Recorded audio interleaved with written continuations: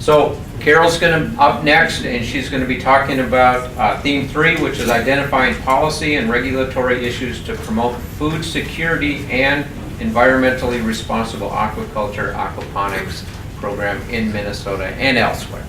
I'm not sure how to bring it up. Okay, all right. Yeah, all right.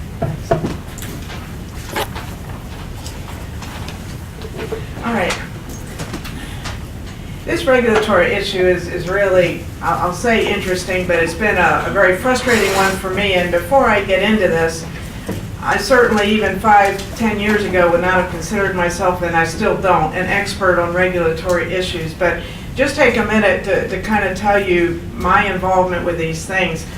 Over the years working with U.S. aquaculture businesses, I did get literally dragged into a number of different regulatory issues, beginning with the whole EPA thing in 2004 and different times with different federal agencies and different state agencies, and listen to U.S. aquaculture growers talk about the fact that regulations were the biggest constraint that they had, all of the costs that they were incurring.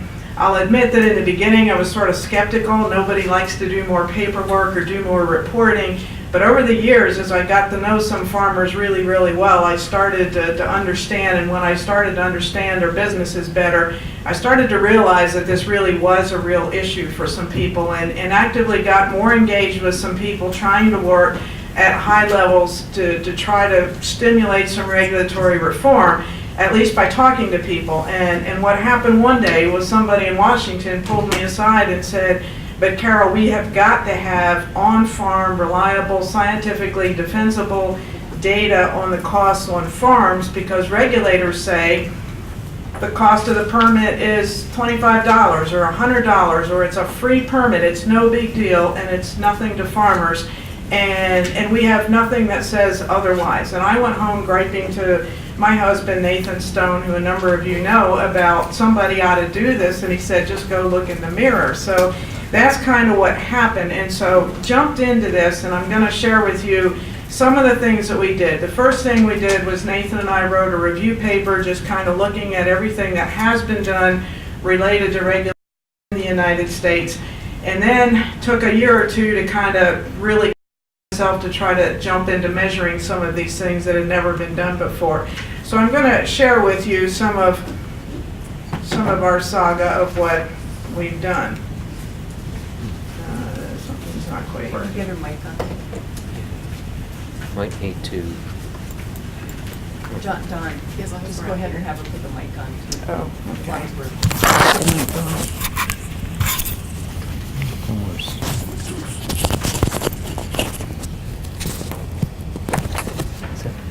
Is that good? Okay, let me try it once more. All right, so a lot has been written about regulations, and it's not just about aquaculture. This is one that came out actually now about 5 years ago in The Economist, talking about the overregulation of U.S. and what that's doing. I think I will. President Obama talked about it as well. I mean, these are quotes back several years ago now. The Interior Department is in charge of salmon and freshwater, the Commerce Department in saltwater, and I hear it gets even more complicated when they get smoked. So even President Obama talked about this, and so this is an issue that's been discussed a lot of times. I showed you this curtain of regulations yesterday, and this is what fish farmers are facing. And the paper that we put together identified nearly 1,300 different regulations that U.S. aquaculture farms have to put together. If I could put in one slide and try to convey what I hear from a lot of aquaculture growers, this is what they feel like. We're in the midst now of a national trout survey looking at regulatory costs. I have trout on there, but I've had quite a few small-scale trout farmers saying that this recent VFD requirement that's come out is going to put them out of business this year. And I can get into the details, but that's not what this presentation is really about. Now, as soon as I start talking about this, people start saying, you know, we have to have regulations. Well, I understand that. I'm old enough that I remember when this was in the headlines in the newspaper. We don't want to go back to days when our rivers were so polluted that they catch on fire. We certainly don't want to go back to days of very abusive child labor. I am an economist, and we talk about externalities. We talk about how to deal with things like pollution and how to affect the kinds of changes in society to have the kind of quality of environment and quality of life that we all want. And externalities are real, and regulations are needed to deal with externalities. And I understand all of that. The kinds of things that I'm going to be talking about are not, it's not a discussion of whether to have regulations or not. We know what quality of life we want in the United States. We need regulations to have that quality of life. That's not the discussion at all. And hopefully I can show you some data to try to show you where the problems really are. Fish farmers that we've been interviewing about these issues, I don't believe I've heard a single one want to go back to an era of no regulation. And in fact, there are instances where aquaculture industries have pushed for regulations that have resulted in cleaner environment and paid the cost to do that sort of thing. So that's really not the issue that we're talking about. What's interesting from a scientific perspective, we've started these studies in the United States, and we have a parallel group of colleagues in the European Union that are also studying the effects of regulations. And they kind of, through joint conversations and other things, these, I think we help stimulate them to take this on, and they're looking at it from a very, very different perspective. This is a group of, actually the lead economist or the economists behind this are out of Norway, but what they did was that they looked at data from 95 different countries, both developed and developing countries. They did a very strong, robust statistical analysis and found that there was a significant negative relationship between regulations and growth of aquaculture. Now, this is something people have talked about, but this is a pretty robust study that they did to look at it. If we look at how the U.S. came out in their rankings, the U.S. was identified to have the third most stringent set of regulations across these 95 countries, and it also had the second lowest growth rate of aquaculture across those 95 countries. So it's interesting that there's this other body of literature coming out. Two other Norwegian economists looked at the effects of government regulations in Norway that's often cited as having a more streamlined regulatory environment, and they found that these government regulations were decreasing technical farm efficiency on salmon farms in Norway. And so they identified a significant impact in Norway. So there is a body of research emerging related to aquaculture. So when I finally decided to jump into this and try to start measuring this at the farm level in the United States, gave a lot of thought to this. There's no real blueprint for doing this. Nobody had tried to do this. And when you talk to farmers about how regulatory costs affect their business, it gets very complicated very, very quickly. So wasn't sure if we were going to be able to do this in a meaningful way. Decided to choose one segment of aquaculture, one that I knew very well, one that also is highly concentrated in Arkansas. I went to their association, asked them if they wanted me to do it. Arkansas produces 3/4 or so of the bait fish sold across the United States, the farm bait fish. Asked them if they wanted me to do it. When they said yes, I said, well, before you say yes, let me tell you what it's going to mean. The questionnaire is terrible. It's long, it's intrusive, we need a lot of detailed financial information. Are you going to commit to participating? And they said they would. Well, they really did step up in a very big way, and they helped contact people across the United States. Along the way, APHIS contributed some funding. We did a census, which means that we tried very, very hard to talk to every bait fish, sport fish producer in the 13 top producing states, and we ended up with a database that represents 74% of all of the production. I should say that trout sold as recreational fish were not included in this study. They're in the other trout study that we're doing. So it's a very, very strong database. I was also amazed at the amount of time that our respondents took in responding. We had respondents that after we did all these as direct in-person interviews, by the way. Reviewers of that paper had trouble believing it, but my postdoc, who was then a PhD student, actually had his GoPro camera, and he has footage from all across those states and a driving route over the summer doing it. So we really did do these as in-person interviews. But we had respondents sending us additional information after the in-person interviews because they had forgotten to mention certain regulations and things like that. So really an amazing response rate from industry. I think that alone tells you how important this is. So rather than go through, we have a lot of data, I could spend a lot of time going through this, and a lot of publications and infographics coming out. But just a few highlights to try to help you see what this means to this one segment of U.S. aquaculture. We estimated the total cost to the industry is $12 million. That's just at the farm level. We were as conservative as we could possibly be. When farmers started saying, well, I'm not sure what it is, I don't know if it might be this high, we didn't record that. We recorded data that they could show that what the effect really was, and so these numbers could have been a whole lot larger, but we took a conservative approach to the numbers that we had. We averaged across the baitfish farms across the U.S., the average cost of regulatory compliance was just under $150,000 per farm. This comes out to just under $3,000 per acre. That's a huge amount. Anybody who's looked at balance sheets and profit and loss statements, that's a huge cost. In this industry, that comes out to 25% of total costs, which makes it for this industry one of the largest costs that they have of doing business. This is much higher than I thought it would be, in all honesty, and this is an industry I think I know fairly well. Now, of these costs, more than 3/4 of the costs were from state regulations. Now, of those, about 1/3 of those were federal mandates that were enforced at the state level. But a lot of this does play out at the state level, not the federal level, is one of the important things that came out. We also found in this study that regulators were right. The cost of the permits and licenses is not a big deal. It was only 1% of the costs that we identified. That's not where the problem is. They said it, they were right. But we also found that farmers are right, that it is a very big deal. These costs are very high, but the 99%, the vast majority of these costs are indirect costs. It's the time that they have to spend doing all of the things that they have to do across all the different regulations. It's being forced out of markets, having restricted access to markets. It's changes on the farm. It's all these other sorts of things that they have to do that we have itemized in this study. We also found that small farms have a much higher regulatory cost per acre.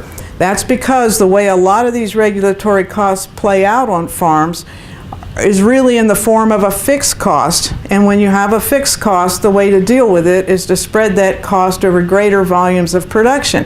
But they can't do it because the same regulations are forcing them out of markets and restricting access to markets.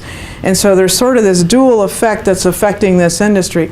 When you show the number of small-scale farms in the baitfish industry between the 2005 and 2012 censuses of aquaculture, what you see is a dramatic decline in the number of small baitfish sportfish farms. The large farms have kind of held their own, and they've been able to expand sales, but we're losing this smaller sector, and I have to think that regulatory costs are definitely a part of that. The most expensive regulations on farms were environmental regulations. The second most expensive were fish health. So these are just a few highlights of this. And then I'm going to show you something else we did with it, just so you can kind of get a sense of how robust these data were. Economists have developed techniques over the years to estimate what they call technical efficiency. And while I usually don't show a lot of equations and things in audiences that are mostly aquaculture, kind of want you to see the quality of the data that we had, that we were able to develop statistically significant and robust models like this. What this technique does is to take the data. These are all data points here. These are inputs and these are outputs. And so for economists here, this is a production function. But basically it's just a relationship between inputs and production and the product that comes out of the farm. This is the maximum. This is the maximum. This is the best. And so if you are perfectly efficient, this is where you're going to be, and it's where farms want to be. We have some farms that were close to that line, but that's where you want to be. This is the average. Now this is where this technique gets interesting, I think, is that this economist, earlier than that, but this is his most recent guidance on it, developed techniques to take the difference between these two lines, the maximum efficiency and this average efficiency across the industry, and divide it into two parts. We know that some of this is just random weather variations and things like that, but he developed a technique to sort out what is random in terms of this difference and what is due to farm efficiency or inefficiency. And so we can use this to actually come up with a metric of how efficient these farms are. And we did that with these data. And the fact that we had statistically significant results, I think, shows how the quality of the data that we had. So that previous table that was hard to read just shows all the different variables. These are multivariate equations that are estimated jointly. Those were the variables. But of the significant variables, 4 of the 5 or 6 that were significant had to do with regulations. They had to do with things like the amount of manpower to comply, the number of permit and license renewals a year. We had respondents showing us proof that they had as many as 203 renewals per year. And it wasn't just one farm. You know, there were a number of farms that had in excess of 150 renewals every year.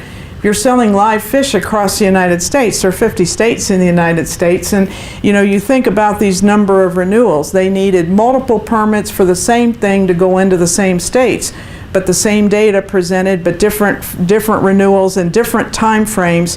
Some states required permits for every lot going into that state. Others accepted farm level certification and ended up with a very high number of renewals.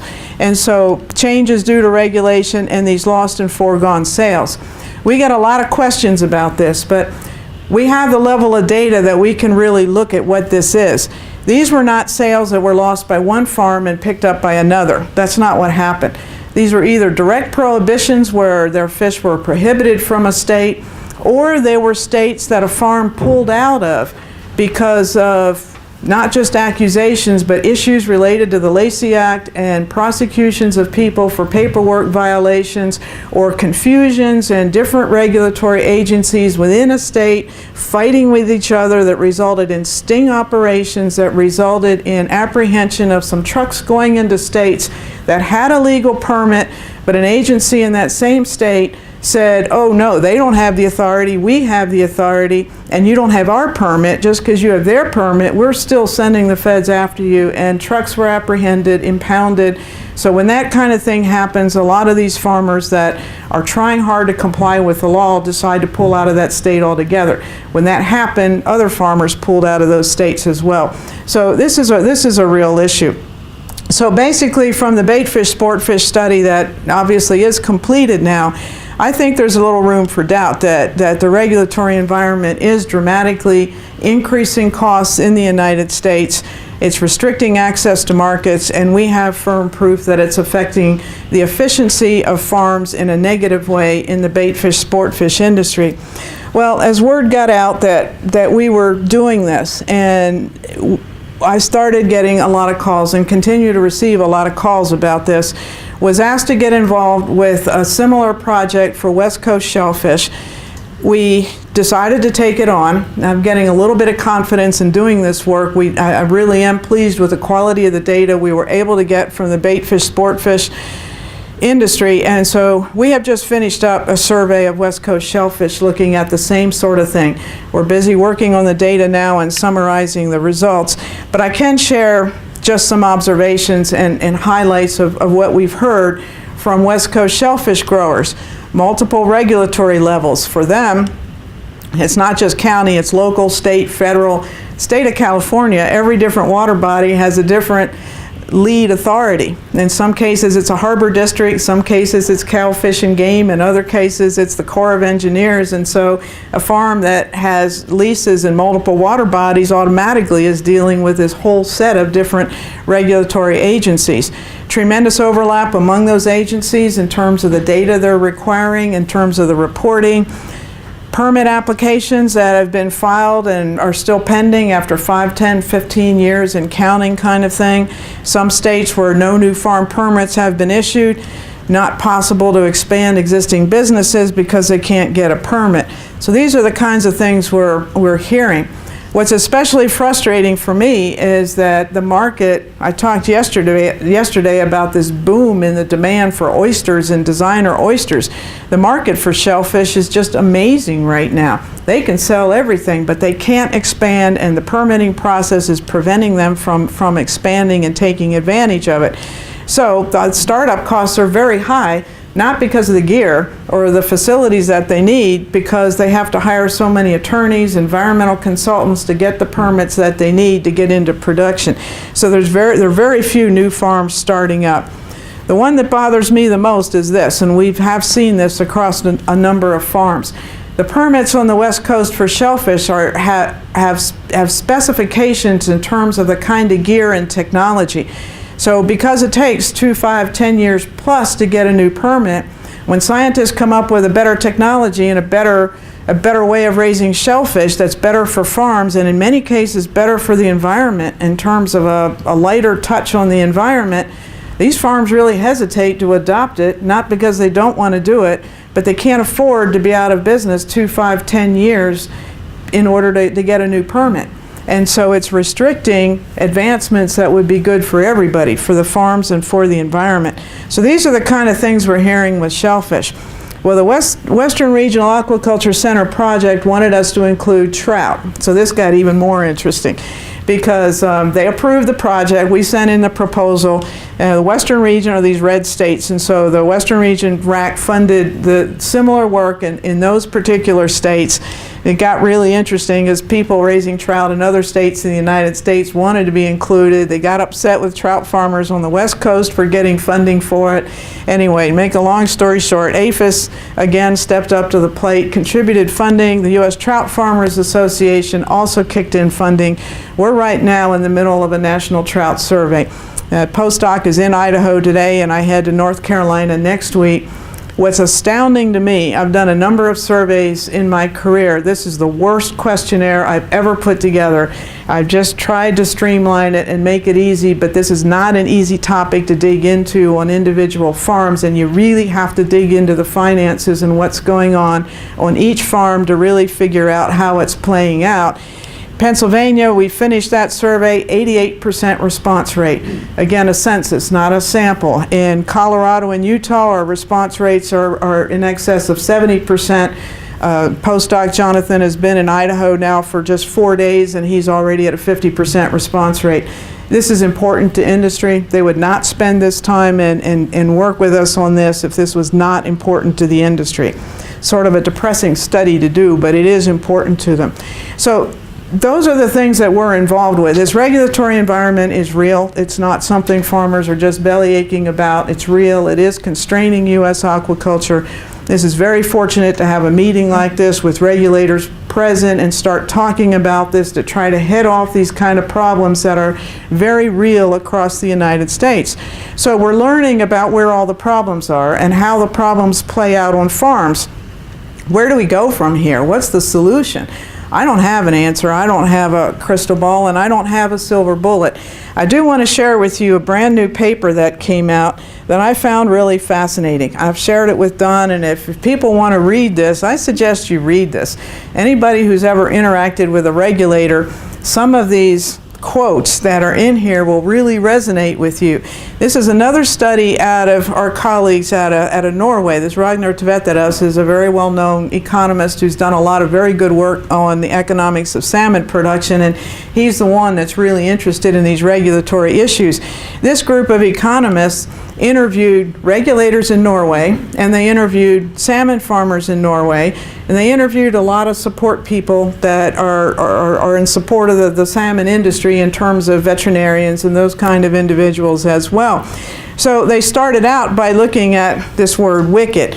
Well, if anybody's been dragged into a management training program recently, you may have heard of wicked problems. This is sort of a management training buzzword these days.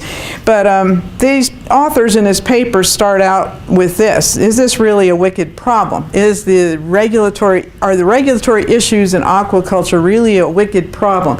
Well, They say this dates back to this author who worked in political studies, is where this grew out of, I think, more out of political science. But this is the way this author defined a wicked problem. One that includes a lot of uncertainty, a lot of lack of knowledge, a tremendous lack of knowledge, very dynamic kind of an issue, one in which there's a lack of consensus in terms of how to interpret what is known about it, and especially in terms of solutions, one that's persisted for a long time and doesn't have a final solution. Most of us here might already agree that that's the case, and I'll just provide maybe a little bit more evidence of this. If we think about some of the uncertainties related to aquaculture, clearly the effect on the environment is one of those that comes out right away. To an economist that looks at issues of pollution and environmental management, we talk about externalities, and this picture is sort of the classic definition. You've got a factory up here that's dumping all its waste down here, where clearly anybody downstream has these additional costs to clean up all of the waste, and that's why it's called an externality. That's a simplistic view of all of it. Well, what about externalities from aquaculture? Do we really know for certainty what they are? And more importantly, do we know, or can we measure them with certainty? And are the answers in terms of what we measure in the data, do we know these for certainty? Well, a lot of this was written in terms of salmon, and the paper goes through what we do know about salmon, and we do know a lot about salmon. But there are other aspects of newer emerging sectors of aquaculture where we don't know yet what the footprint really will be. These are things that we don't always know. From salmon net pens, we do know that there are organic emissions. We know that. We know that if diseases are treated, those treatments and the chemicals might get out into the environment, likely would. We know there's some amount of escapes of fish out of salmon net pens. The real question comes down, even with salmon, can we really measure them with certainty, and how much certainty can we apply to it? For many other sectors of aquaculture, it's even more difficult when they've been a lot less studied. So I think it's pretty clear to see that there are a lot of uncertainties. We have to remember that externalities go both ways. They're not just from aquaculture to the environment, but they're externalities from the environment back to aquaculture. Disease transmission from the wild can come back to aquaculture. If the water quality is poor because of other users of that water quality, that's an externality to aquaculture. Public policy measures are an externality to aquaculture. You can argue that bird depredation on catfish farms in the U.S. is an externality because of the way that we've drained a lot of wetland areas and that sort of thing. These birds are forced to the remaining wetland areas, and those wetland areas that have fish and food sources are ponds. And so there's a lot of talk about externalities from aquaculture to the environment. There's less talk about these coming back. And even more so, how do we measure these with certainty? So you can see this, the fact that we don't often have really good data results in a lot of discussion and challenges among scientists in terms of what those effects really are. So we are dealing in many cases with a lot of uncertainty and without a great deal of information. Now, these authors went on and made, I think, a really good point. This is to try to illustrate it. This is one of my favorite slides that I like to look at about growth of aquaculture and development. But they write about how aquaculture technologies are changing so rapidly. And this poses a specific problem for regulatory issues. This graph is showing the growth of production of salmon in Norway. This is put out by the Norwegian government. The blue line is showing the use of antibiotics, and this red line is the use of all other chemicals. What it really shows in this case is an industry that has dramatically reduced its use of antibiotics and chemicals in general and has continued to grow and expand and substituted other kinds of technologies for it. But as I travel around the United States and talk with people and talk about salmon, this is what I hear about, is all the antibiotics and chemicals that are used in salmon. You know, this is not even I mean, this was kind of ancient history right now in the salmon world, but this is what people still perceive. And so a lot of people haven't kept up with salmon. If you don't read the aquaculture literature in an industry changing as rapidly as we are, these dynamic changes make it difficult to regulate because the technologies are changing and the advances are changing. Makes people nervous, and people don't have the data, don't have the time to spend learning about it, and so it becomes something difficult to regulate. Well, we spent some time talking about genomics and not just genomics, but talking about things like AquaBounty and AquaAdvantage salmon. I listened to a talk by John Buchanan not just too long ago, and he put up a list of all the studies that they had to do. It was a tremendous list, far more than I had realized. I don't remember how many studies or how many millions of dollars they spent, but they sure had to look at a lot of things. There was a lot of good science that was done in terms of the background of getting ready to approve this product. But there's still people that are skeptical about it. It's a change, it's new, and so I know that there are people that sit and think, well, maybe this still is Frankenfish. Maybe they didn't do the one study that would have shown something else, or if one gets out one day somewhere, in spite of the fact that their system is a closed system, this is what they're afraid is going to happen. Sometimes the dynamic nature of aquaculture with all these changes makes people uncomfortable as well. If I were sitting in a regulatory agency, and I've never worked in one, but I do have talked enough with regulators to know that they don't just deal with aquaculture. They have all kinds of things coming at them. And when their state legislature demands this, they've got to jump and do it. When the federal Congress does it. So how do they have time to keep up with something that's changing as quickly with aquaculture? I think these authors are correct that it makes this a wicked problem. I don't think I have to talk too much about a lack of consensus. If you've ever attended any meeting with regulators and fish farmers, I think you can see there's lack of consensus on what the solutions are. There's often lack of consensus about the data themselves and that sort of thing. And in terms of a problem that persists with rarely a solution, just read George Lockwood's book that just came out this year, and he paints the history of the regulatory process. So this is a really interesting paper. There are a lot of interesting quotes in there. I still haven't presented a solution to you. You know, they've identified this as a wicked problem. Maybe that's a start to understand the components of why it's so difficult to come up with a good regulatory system for aquaculture.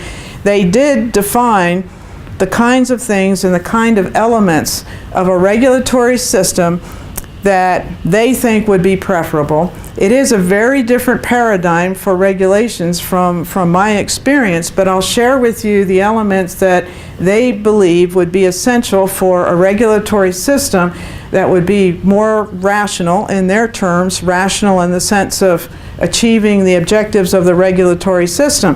The first element that they point to is competence, and I'm sure they're not implying anything negative about anybody, but I'll give you one recent example. I had a call from a fish farmer last fall. I won't tell you what particular state or anything, but had a call from a fish farmer I've known for many, many years. Fish farmer, it's a farm that's been around for nearly 100 years. A fish farmer that shows up at every scientific meeting that has anything to do with his business. He stays on top of things. He's consulted with us for years. He tries to do things the way he's supposed to do it. I knew enough about his farm and his operation to know that he was in compliance with the state regulations in terms of discharge and the federal regulations. He knew he was in compliance, or thought he was, and we double-checked after the phone call. My husband and I double-checked for him, and he was in compliance with what he was doing. Well, he had an inspector come out on his farm, brand new inspector, had just been hired, showed up at the farm, looked around, looked at the ponds and looked inside his hatchery and kind of looked around. They had a nice conversation, spent about, he said about 45 minutes on his farm. Inspector left. 2 weeks later, he gets a very official legal notice in the mail that he is in violation of the Clean Water Act. He's subject to a fine of, I can't remember if it was $125,000. He had to get a discharge permit within 7 days, and everybody knows you can't get a discharge permit in 7 days, never mind he wasn't required to have one, and it threatened all sorts of things. It threatened legal action, it threatened sending people out to arrest him. Obviously this individual got quite upset. He spent a lot of money hiring an attorney, called a lot of people, and there were a whole series of meetings, and a lot of people engaged. A lot of people spent a lot of time on this. The Department of Agriculture in that state did engage. There were meetings with the Secretary of Agriculture who demanded, for them to step down from that week deadline to give everybody time to talk about this. And after all of these meetings and all these people spent all this time, that particular state agency, it was equivalent to a pollution control kind of agency. I don't want to pinpoint this state, but at the end of all of it, what we found out was this was a brand new inspector, had a master's degree in education, had been working with troubled youth a week before he was hired by this agency, shows up out at the farm. They were under enormous pressure to increase the number of permits because this particular state was being accused by states around them of not doing enough to work on a common environmental initiative. And that's what happened. He went out. This was a place he was going to permit. It was a chance to write a permit. The inspector was wrong, and everybody agreed to that at the end of all of this, that the farm was in compliance with state law and federal law. He was not required to have that permit, and at the end of the day, everything is fine, except that this farmer spent a lot of money and spent a lot of time, and a lot of people did.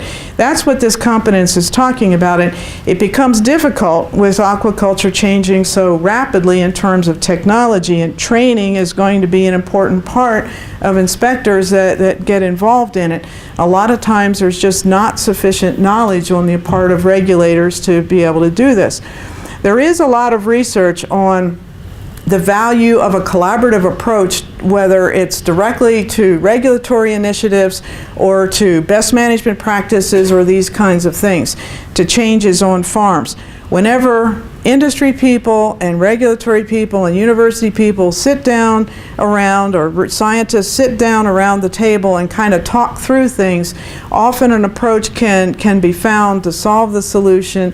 Usually it's more effective, usually it's adopted more quickly, and there's more industry buy-in. So a collaborative approach is quite important. Being adaptable is really important.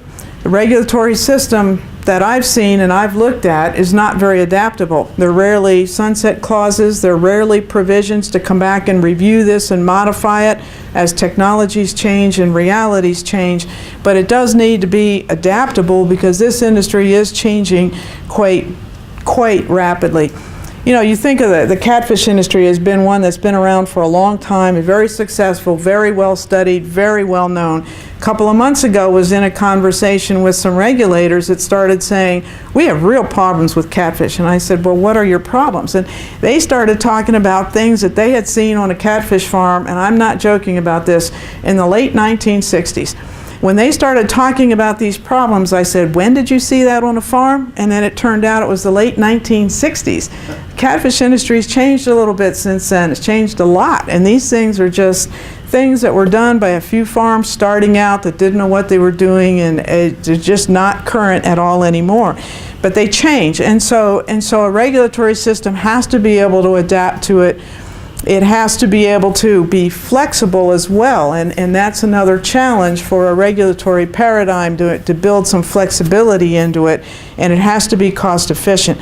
So in terms of the way to go with regulations, other than sitting down and talking about it, these are the kinds of elements that these authors identified as ways that would help. So just a few other comments about a few other realities that we're facing when we talk about regulations and how to contend with them and what we're dealing with. I showed you this slide yesterday. We all know we're importing large amounts of seafood, a lot from the developing world, a lot from Vietnam, and a lot from China. How safe is our supply of seafood in the United States? How safe is it? Well, just a few personal kinds of things and a little bit of literature. On a trip to China, I had an opportunity not too many years ago to visit a pharmaceutical manufacturing company in China. I asked, what products are labeled for aquaculture. They actually gave me these samples. I brought them back. They were very proud of them and said their top 2 sellers were these 2 right here. And they work really, really well. And I'm sure they do work really well. They were labeled for channel catfish, for shrimp, for tilapia production, enrofloxacin, amoxicillin. So these things are being used in a widespread way. There's a lot of literature on the use of antibiotics on a daily basis on pangasius and shrimp farms. These data are out of Vietnam, but it's true in other countries. It's very, very common in Vietnam. This particular study showed that 100% of the farms that they surveyed were using banned substances like this. They identified 17 different antibiotics. Enro is up there, ciprofloxacin, and you can see that most of these are things that are banned for use in livestock feeds in the U.S. for very good reasons. Malachite green, crystal violet continue to be used on an almost daily basis. I could show you other studies that show the same kind of things. These have been reported for more than a decade, and so it continues. And yet this is where our food supply and our seafood is coming from. And is this what we want in the United States? But this is part of the reality in terms of the seafood that's coming in. So food safety is one thing, food security is a different thing.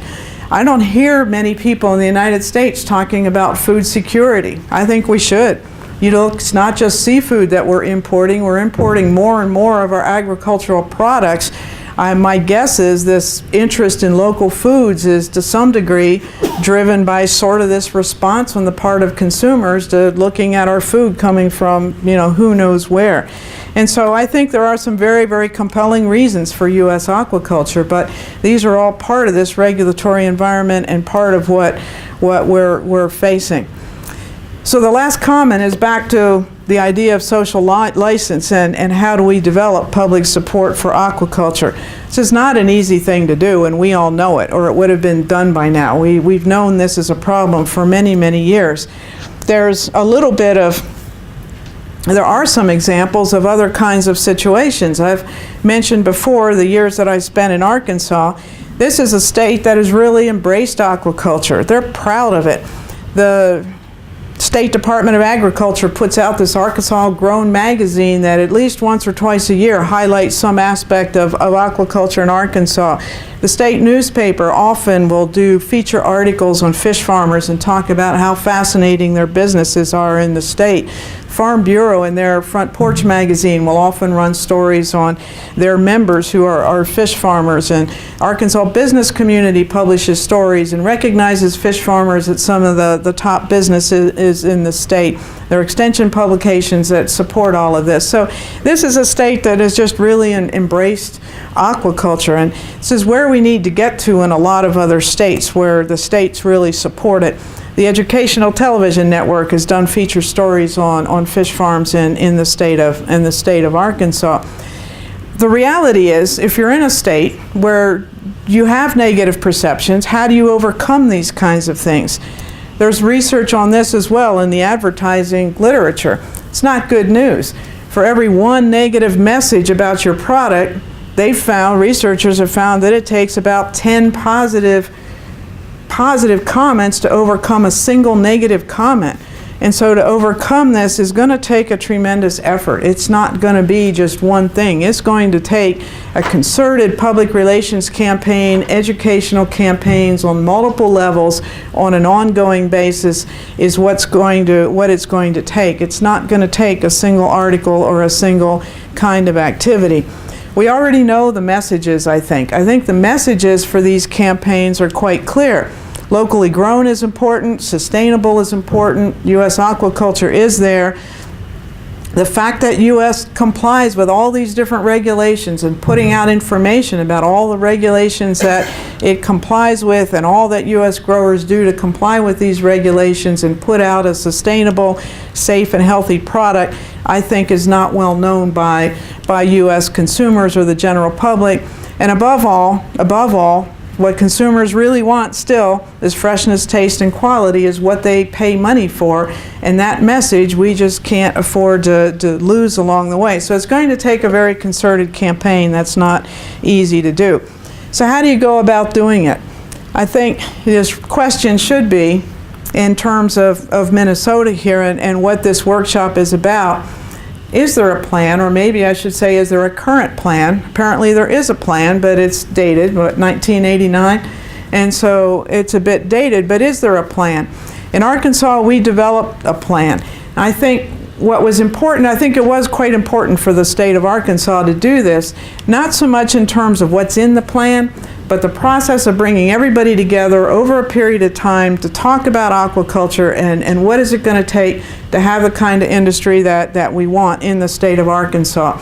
There were committees formed, there were regulators involved, all the different state, federal agencies, researchers, scientists, extension people were all involved to do this. The fish farmers involved insisted that it be presented to the governor. They worked with his office to get the support for it and insisted that it be presented to then Governor Bill Clinton. I've had family members tell me I could have made a lot of money off that photo at one point, and that's in our youngest son's baby book, I guarantee you. I told them they were taking too long to get that out, that the baby was not going to wait, and they moved it up so that I could present it to the governor. But the Governor Clinton did support it. Governor Clinton did get behind it. He named a state aquaculture coordinator for the state of Arkansas, who then used that plan as sort of a blueprint for how to really attack a number of issues for the state of Arkansas. There was a follow-up plan after 5 years that really dug into a lot more specifics and addressed a number of issues that at that time were important to the state of Arkansas, formed committees that had relevant people on them that included scientists, extension personnel, industry people, regulatory people, and others, had a university person to facilitate it and write the reports to make sure that part of it would get done. Really got a lot of things done. It provided a framework for it, an ongoing way to continue the discussion and build a framework for some change in the state of Arkansas. Is there time for questions, or? Yeah, we can take a few.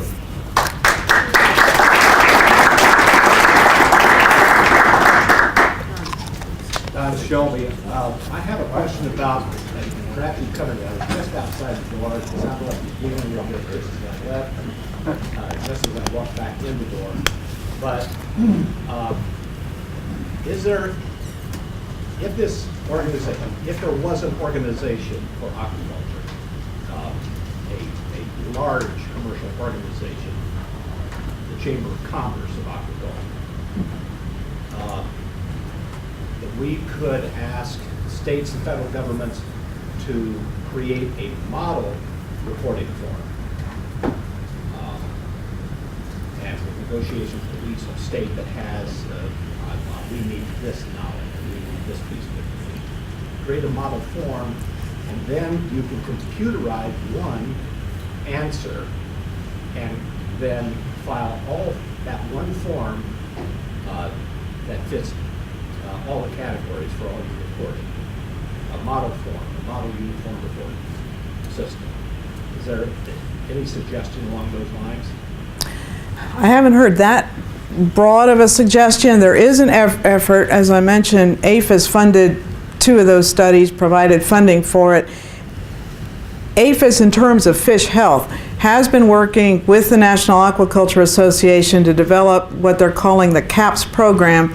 That would be Common Aquatic Animal Health Program standards that would lead to a single form. In terms of the bait fish industry or anybody shipping fish across state lines, it is the fish health reporting to multiple agencies within the same states that is the biggest issue that they're facing. The CAPS program would do that. It would do a lot of other things, but it would standardize the testing. There are details that I didn't get into, but for example, Arkansas farmers, if they're going to ship to 30 different states, those different states have different requirements for the number of samples that have to be taken and analyzed by the lab. And so there are these massive spreadsheets of this state, you have to have this many fish in this state, and this state accepts this, but not this. And, the CAPS would standardize all of that, have a single form, have a single certificate. The Arkansas industry, across the national survey, it was a very high percent supported the development of a CAPS program. We modeled actually in another analysis the effect on costs, and we showed that CAPS program alone for the bait fish industry could drop the regulatory costs in half if all states went along with it.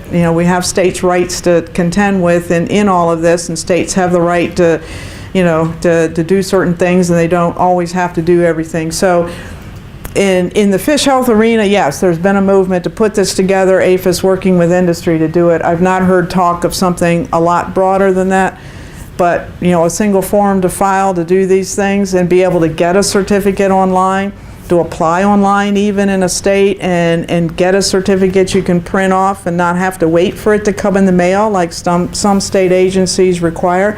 All of these things would vastly reduce the amount of time and agony that farmers are spending on these things. Yes.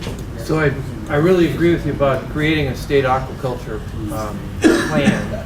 Don and I talked about this, I think, about 11 months ago, and Bob Sommerfeld and I wrote that on the board over there under lingering issues this morning. I think it's always important to have a plan. But the question I have is about, which is the bulk of your presentation, was on the incredible cost of regulation. There are ways of getting rid of the cost of regulation, and one of them is get rid of the regulations, which we're not going to do because another word for regulation is protection, as you pointed out. Sure. So there are different kinds of costs in regulation. Now, Minnesota Sea Grant, when we looked at what was going on in the harbor at Duluth, found that one of the big costs was, again, as you suggested, a lack of collaboration among different agencies. And by getting a lot of the agencies at the same table, we could cut the cost greatly. And I'm wondering if you, in your research on this, tried to parse out where the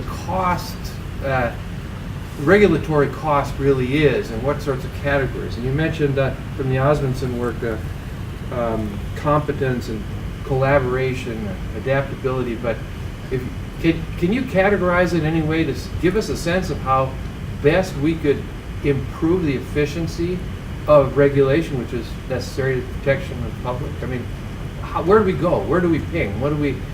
Is it on collaboration, or where is it?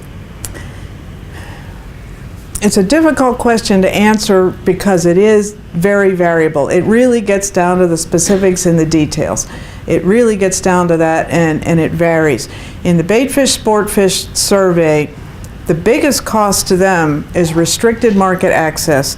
And the biggest problem related to restricted market access, in some cases, their fish have been banned in certain states, or there have been some regulations that have been developed that they just absolutely could not comply with because they were developed in a way that made it impossible for them to comply with. And there are technologies that would have allowed them to comply, but the regulation was written in a way that they could not have access to it. And so to them, the restricted market access was the biggest problem. And there are specifics. We have specifics by state. I'm not going to stand here and call out states, but we're compiling all of this for industry now, and exactly which states are most difficult. A lot of it has to do with within a given state, multiple agencies all saying, no, we have jurisdiction to determine whether you bring a live fish into our state or not. The concerns are the same.